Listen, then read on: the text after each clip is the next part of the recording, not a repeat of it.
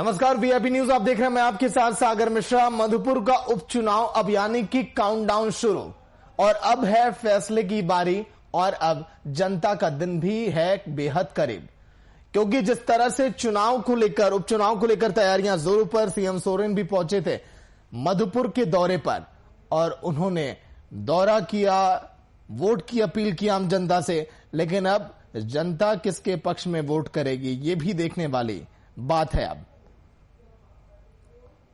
मधुपुर का महासंग्राम काफी दिलचस्प है, क्योंकि आज शाम थम गया चुनावी शोर और अब प्रचार अब नहीं कर पाएंगी राजनीतिक पार्टियां। लेकिन कौन जीतेगा कौन हारेगा ये तो आने वाला वक्त बताएगा। लेकिन मुकाबला काफी दिलचस्प। थम गया शोर, 17 तारीख को वोटिंग, 6 प्रत्याशियों के बीच मुकाबला है।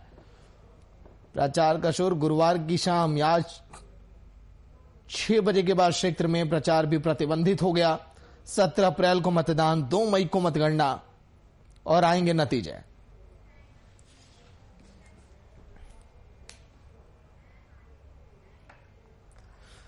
तो चलिए, वीआईपी न्यूज के एडिटर कुंदन कृतक जी आज के दिन लाइव में बैठे हैं। कुंदन जी, काउंटडाउन शुरू, मतलब कि अब जनता के दिन अब काफी नजदीक है और बेहद दिलचस्प मोड़ पर ही आ चुका है मधुपुर का उपचुनाव और अब फैसले की भी घड़ियां नजदीक आ रही हैं धीरे धीरे।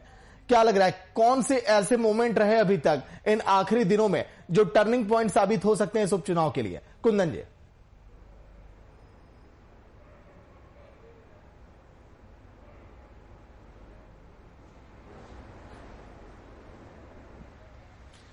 देखिए सागर, अगर बात कर लें इस उपचुनाव की तो मैंने आपको बताया कि अभी तक के 2019 से लेकर जो विधानसभा के आम चुनाव हुए थे, आम चुनाव के बाद से लेकर अब तक यह तीसरा विधानसभा का उपचुनाव होने वाला है।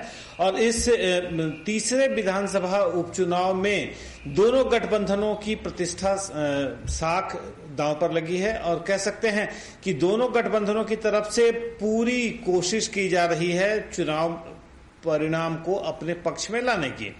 अब देखना अहम यह होगा कि परसों सुबह जब मतदान की प्रक्रिया शुरू होगी तब जनता क्या मन बनाती है। हालांकि जो कह सकते हैं जिस तरीके से दोनों गठबंधनों ने इस चुनाव प्रचार में पूरी जोर आजमाइश की थी, जनता कहीं ना कहीं मन बना चुकी है। लेकिन आखिरी मौकों पर किस तरीके से डोर टू डोर कैंपेनिंग हो पाती है और जो उम्मीदवार हैं वो किस तरीके से जनता से संपर्क स्थापित कर पा रहे हैं, कुल मिलाकर कह सकते हैं कि अब वह आखिरी घड़ी पास आ रही है। और परसों सुबह से जब मतदान शुरू होगा और खास करके कोविड-19 के इस दूसरे दौर में जब मतदान की प्रक्रिया को शुरू किया जाएगा तो सबसे अहम होगा मतदान कितनी फीसदी हो रहा है, क्योंकि जो खबरें मिलकर आ रही हैं कोविड-19 को लेकर आम मतदाताओं के बीच में भी थोड़ा सा खौफ का माहौल पैदा हो चुका है। अब कितने लोग बाहर निकल कर आते हैं उस पर बहुत बड़ा निर्णय होने वाला है सागर। लेकिन कुंदन जी, 1990 के बाद पहली बार ऐसा देखा जा रहा है कि किसी भी चुनाव में या फिर जो उपचुनाव हो रहा है मधुपुर का, सबसे कम प्रत्याशी है चुनावी मैदान में। कई लोग ये भी कह रहे हैं कि वोट काटने वाला कोई भी प्रत्याशी नहीं है, केवल अब यहां पर सभी प्रमुखता पर होंगे। कुंदन जी।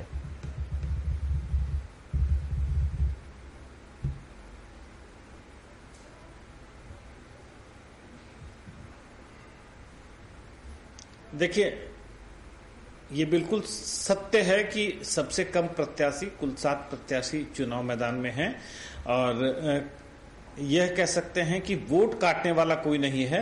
इस तथ्य से इत्तेफाक नहीं रखता, क्योंकि जो खबरें आ रही हैं उन खबरों के मुताबिक भारतीय जनता पार्टी के पूर्व विधायक और मधुपुर इलाके से प्रतिनिधित्व करने वाले राज परिवार की तरफ से 2 उम्मीदवार उतारे गए हैं।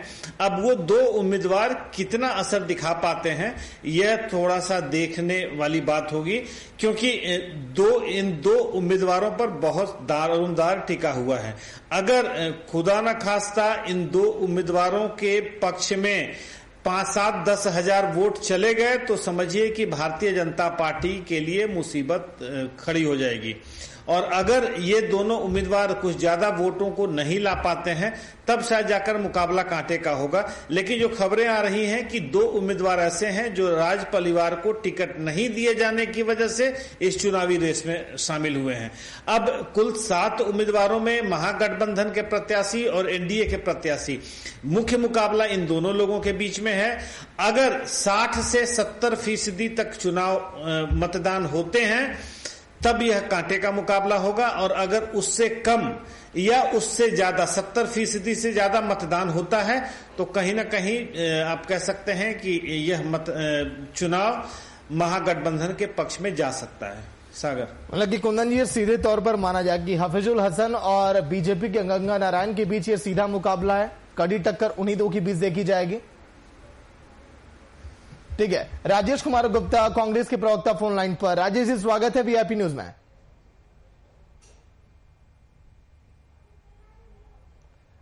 राजेश जी सुन पा रहे? चलिए फिर से जुड़ने की कोशिश करेंगे। कुंदन जी बताइए।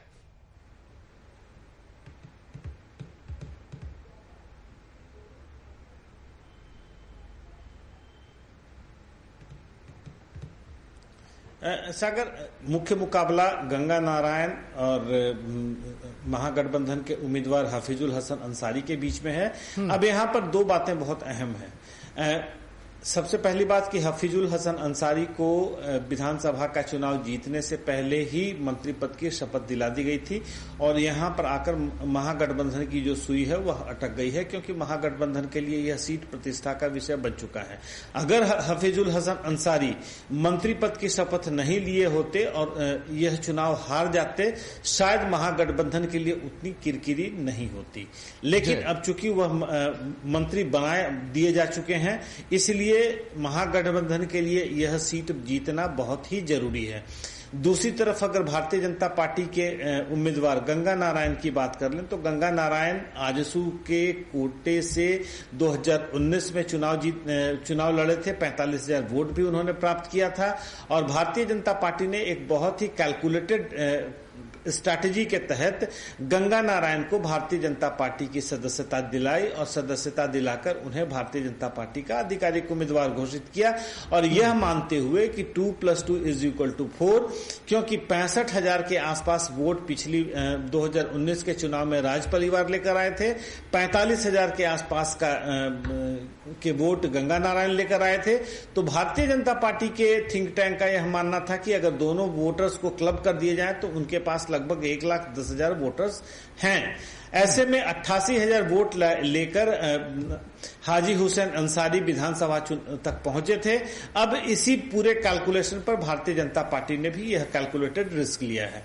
दूसरी बात बता दें कि बाबूलाल मरांडी को विधायक दल का नेता बना दिए जाने के बाद, दीपक प्रकाश को प्रदेश अध्यक्ष बना दिए जाने के बाद, अभी तक भारतीय जनता पार्टी को इन्होंने जीत का कोई सेहरा ये लोग नहीं पहना सके हैं। इसलिए इन दोनों नेताओं के ऊपर प्रेशर होगा अपने जीत का खाता खोलने के लिए। रोक रहा हूं आपको। रामेश्वर उरांव वित्त मंत्री झारखंड के फोन लाइन पर। रामेश्वर जी स्वागत है वीआईपी न्यूज में।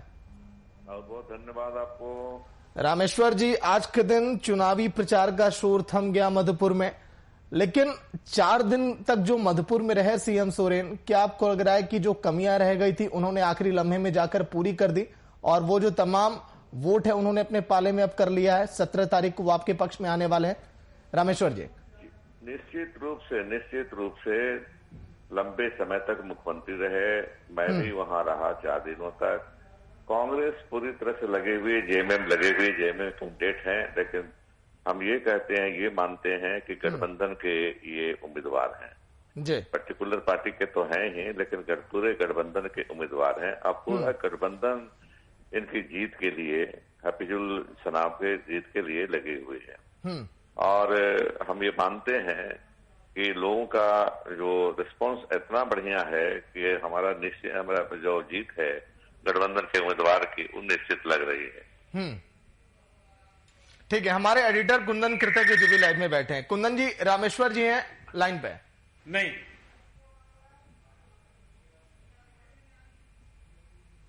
हेलो जी। रामेश्वर जी, एक सवाल ये है कि पहली बार ऐसा हो रहा है 1990 के बाद कि सबसे कम उम्मीदवार चुनावी मैदान में देखे जा रहे हैं। मात्र 6 से 7 प्रत्याशी हैं सर, तो वोट काटने वाले कोई भी प्रत्याशी नहीं है, तो सीधा मुकाबला आपको भी लगता है कि आपकी बीजेपी से टक्कर होगी?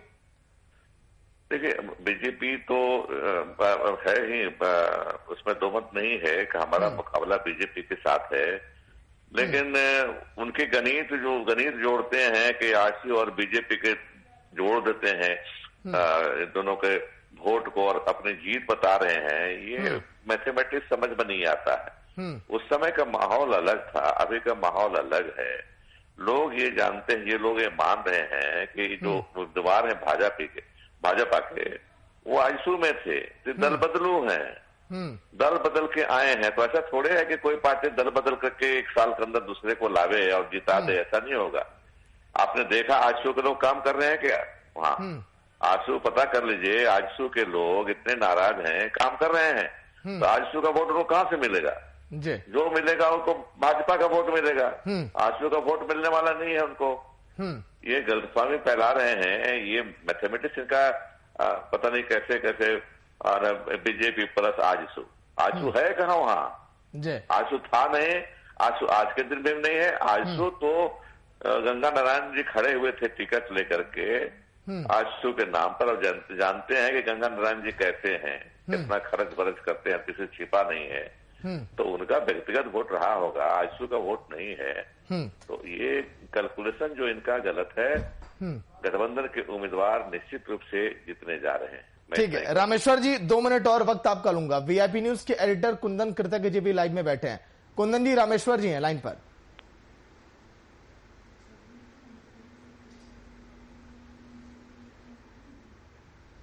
हेलो,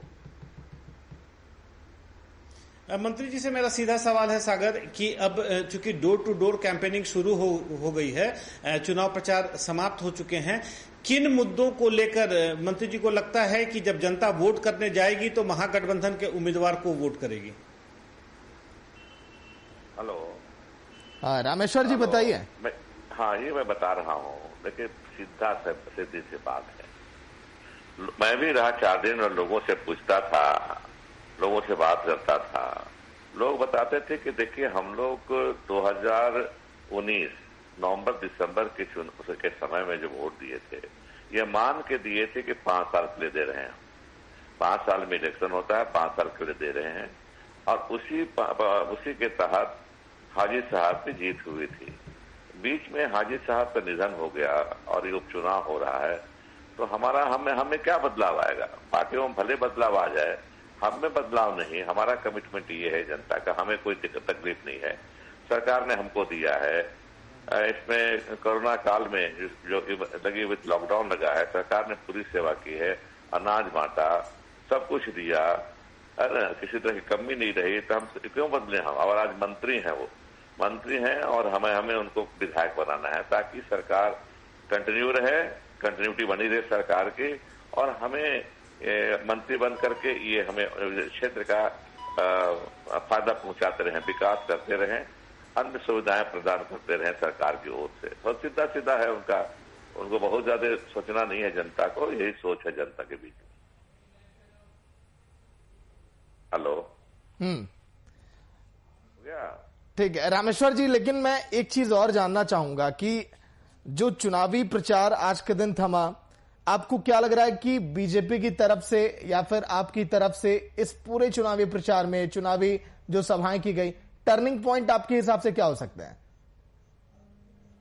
देखिए, टर्निंग पॉइंट ये है कि लोगों में विश्वास हो गया है।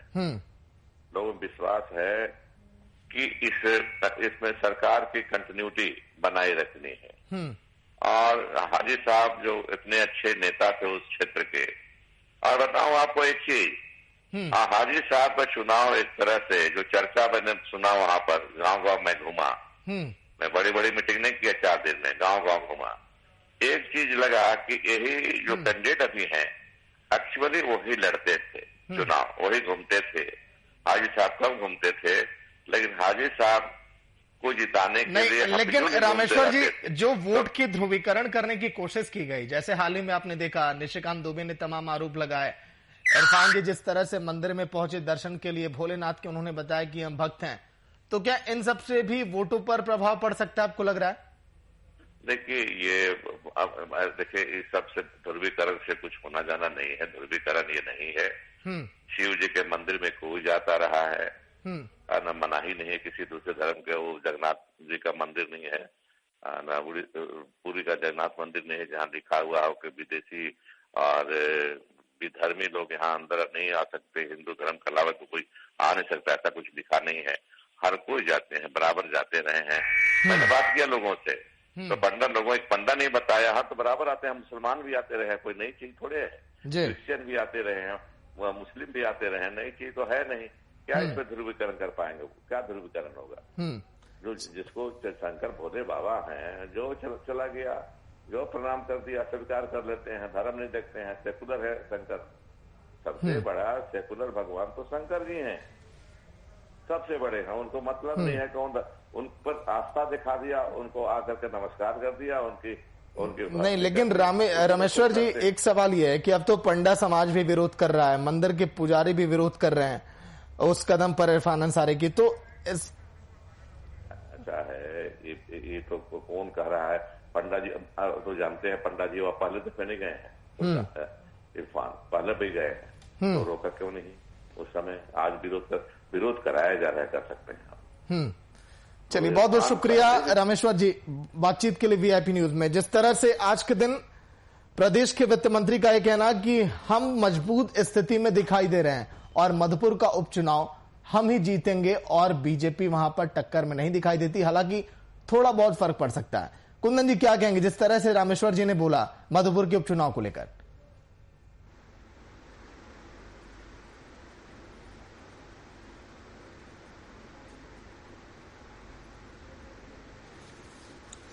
देखिए सागर, अगर पिछले 2014 और 2019 के मतदान की बात कर लें तो 2014 में 70.97% मतदान हुए थे और 2019 में लगभग 74% मतदान हुआ है। अगर मतदान की प्रतिशत की बात कर लें तो दोनों विधानसभा में 2014 और 2019 में दोनों विधानसभा में रैंडमली अच्छा टर्नआउट आप मान सकते हैं हुआ था। अगर एक रैंडमली फिर से अच्छा टर्नआउट होता है, मुकाबला कांटे का हो सकता है। मैं फिर से आपको कह रहा हूं, मुकाबला कांटे का हो सकता है, लेकिन अगर टर्नआउट कम होता है या टर्नआउट 70% से ज्यादा होता है, 75 को एक्सीड करता है, तो शायद महागठबंधन के पक्ष में बात बन सकती है।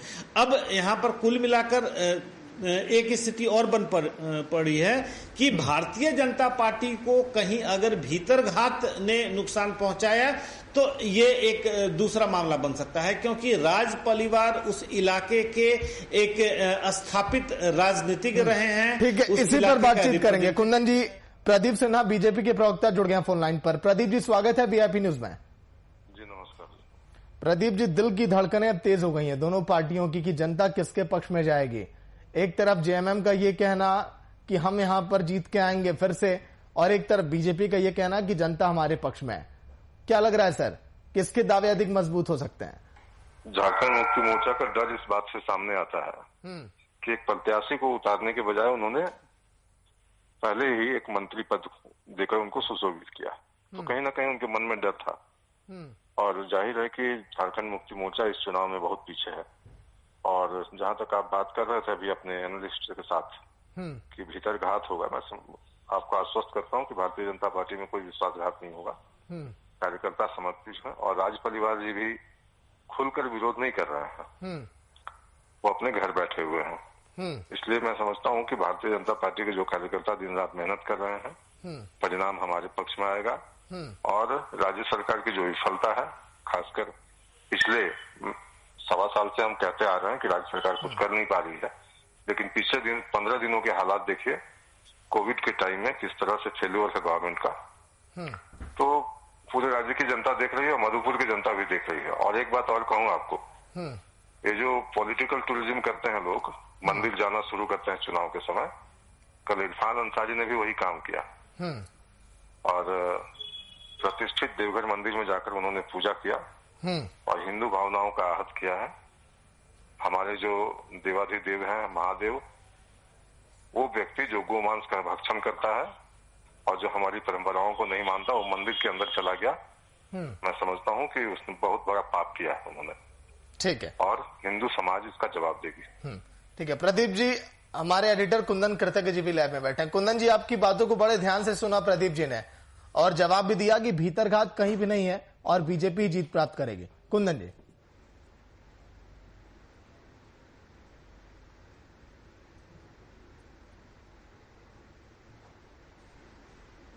मैं आपकी बात से सहमत नहीं हूं। प्रदीप जी ने कहा कि राज परिवार घर बैठे हैं और भीतरघात का खतरा इनको नहीं है। मैं प्रदीप जी को भी जानकारी होगी, 2 उम्मीदवार ऐसे हैं जिसकी चर्चा मैं अभी कर रहा था, जो राज परिवार के समर्थक माने जाते हैं और राज परिवार के ही समर्थन पर वो चुनाव मैदान में उतरे हैं।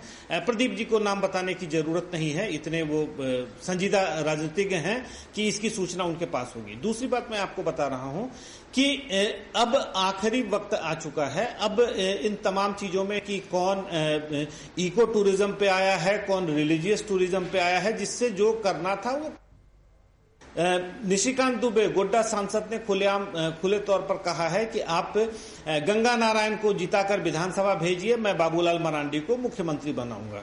तो ये तमाम बातें हैं, राजनीति है और मतदान प्रचार के दौरान इस तरीके की बातें होती रहती हैं। सवाल यह है, मेरा प्रदीप जी से सीधा और सपाट सवाल है, अब जनता परसों सुबह जब कतारों में लगकर अपने मत का प्रयोग करने जाएगी, प्रदीप जी, कौन से मुद्दे जनता के दिमाग में होंगे जिन मुद्दों को लेकर वह अपने विधायक का चुनाव करेगी? जहां तक मुद्दों की बात है, गवर्नमेंट का जो फेल्योर है पिछले 1.5 वर्षों का, 1 किलोमीटर भी सड़क इस सरकार ने नहीं बनाई अब तक। हॉस्पिटल्स की हालत देख लीजिए कि जो महानगर हैं वो किस तरह से आप सफर कर रहे हैं। जमशेदपुर की बात हो, राजधानी रांची की बात हो, हॉस्पिटल में न सिलेंडर्स हैं, न वेंटिलेटर है, प्राथमिक चिकित्सा जो है बुरे हालत में है, लोगों को जान देना पड़ रहा है अपना, और सारी चीजें अखबारों में आई, आपके चैनल्स पर भी चली होगी। तो कहीं ना कहीं गवर्नमेंट अपनी जवाबदेही से भाग रही है और सिर्फ बात बनाने से मैं समझता हूँ कि जनता को आप बहुत लंबे समय तक मिसगाइड भी नहीं कर सकते और मिसलीड भी करना मैं समझता हूँ कि इस चुनाव में बहुत उनको महंगा पड़ेगा, क्योंकि आज लोगों ने भी काफी मेहनत की है और फैक्ट के साथ हम लोगों ने बात रखा है कि उग्रवाद किस तरह से बढ़ा, हत्याएं किस तरह से बढ़ी राज्य के भीतर। इस मुख्यमंत्री के आने के बाद वो शक्तियां जो पिछले कार्यकाल में जो सरकार थी उसके दौरान बिल्कुल खामोशी की चादर ओढ़े बैठे थे। मैं उग्रवादियों की बात कर रहा हूँ, वो कहाँ किस मान में छुपे थे कहीं कोई पता तक नहीं चल रहा था। लेकिन अभी देखिए, आज दिन कहीं न कहीं जाके मशीनरी में आग लगाते हैं, चुनौती देते हैं, और सरकार में बैठे लोग कहीं न कहीं उनके पक्षधर हैं। इस बात से साबित होता है कि गवर्नमेंट में वो विल पावर नहीं है कि हम उनको टैकल करें, उनको समाप्त करें।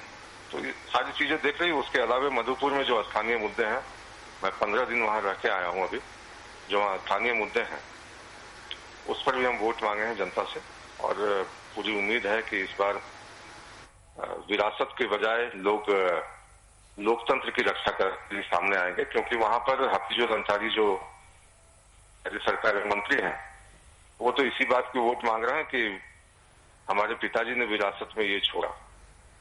भारतीय जनता पार्टी मानती है कि विरासत से राजनीति नहीं चलती, राजनीति वर्तमान राजनीतिक हालात और जो स्थापित मूल्य है उस पर चलनी चाहिए। तो हम इसी दिशा में प्रयास कर रहे हैं। जहां तक आपने राज परिवार की बात कही, मैं आपको आश्वस्त कर दूं कि 11 तारीख को जब रघुवर दास जी की प्रेस कॉन्फ्रेंस हुई थी, राज परिवार जी साथ बैठे थे और बैक चैनल बातचीत वरिष्ठ नेताओं से भी हुई है। आपको शायद जानकारी नहीं होगी इन बातों की, लेकिन मैं बता रहा हूँ, बैक चैनल बातचीत हुई है और राज परिवार जी आप जिनके नाम उनके साथ जोड़े हैं कि 2 प्रत्याशी उनके समर्थ है, समर्थन पीछे से करना और सामने आकर करना, दोनों में काफी फर्क होता है। इसलिए मधुपुर की जनता भारतीय जनता पार्टी के उम्मीदवार के पक्ष में दिख रही है और 17 तारीख को आप देखेंगे जब मतदान होगा और सेकंड में कोई जब काउंटिंग होगी तो हमारे प्रत्याशी की जीत पक्की है। इस पर कहीं आपको संदेह नहीं है। ठीक है प्रदीप जी, कुंदन जी कुछ कहना चाहते हैं। कुंदन जी।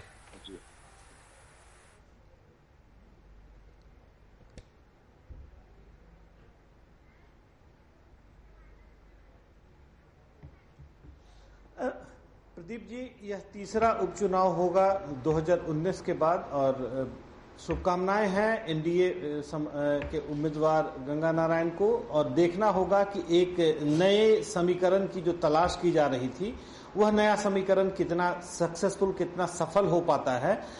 एक आखिरी सवाल है प्रदीप जी आपसे, निशिकांत दुबे संथाल की राजनीति को किस दिशा में लेकर जाना चाह रहे हैं? क्योंकि जिस तरीके से मुख्यमंत्री हेमंत सोरेन और इरफान अंसारी स्थानीय राजनेताओं के साथ बिल्कुल खुला मोर्चा उन्होंने थाम रखा है, आखिर संथाल की राजनीति को किस दिशा में लेकर जाना चाह रहे हैं?